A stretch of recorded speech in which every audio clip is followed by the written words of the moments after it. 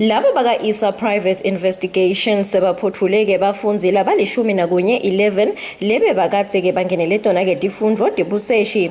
Labafunzi ke bafundzile tinyanga letisitfupha. ISA Private Investigation Director lenguye ke umnumzane Ndumiso Mangwe ukukhandzeke kubalulekile ukuthi afundzise ke bantfu labasha ngawo ke lo msebenzi. Kanike kugcineke sekufundza cishe wonke ke umuntu kanye ke nalabadzala ekhatsi njengoba ke kulomnyaka babe ngemashumi ke lasihlanu 50.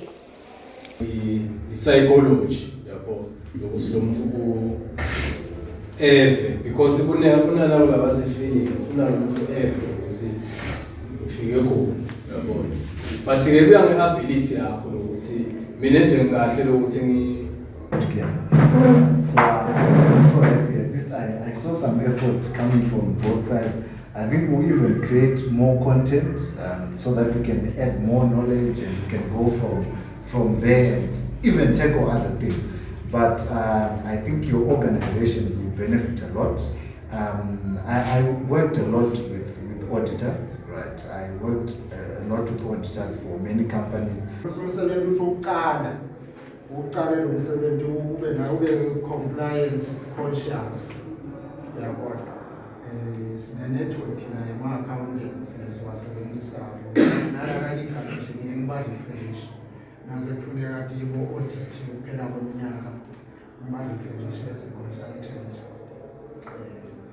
accountants sininge auditors wena lokusebenza lapho yende kahle ungathi uyahamba uzokhelwa ngeSRA ngokuthi ungase aware ukuthi utawonakala udawudikhanza so ungasaseshe ngaphandle kuphela so sesha nalakhaya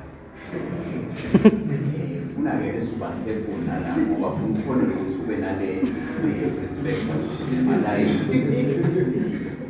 so uyawukhanza nalo babe noma lo make lokuhlala naye asangasanda sekusasakhala nendoda namalifaka ekhaya noma senemseshe so tamkhanza esekakumosha wanele edinze nawe lo data usho kahle babe msebenzi we need to exercise confidentiality but kuyendeka ukwenza isitoku nje so ambisele ekhaya ubuya ngabo 8 ebusuku vele ukumhlonipha noma babe mhlala naye usho Labafunzi ke kuthiwa batawubukwa ke ngendlela labasebenta ngayo basachuba wona ke umsebenzi wabo njengoba ke bebakatse bafundzela kulesikolo.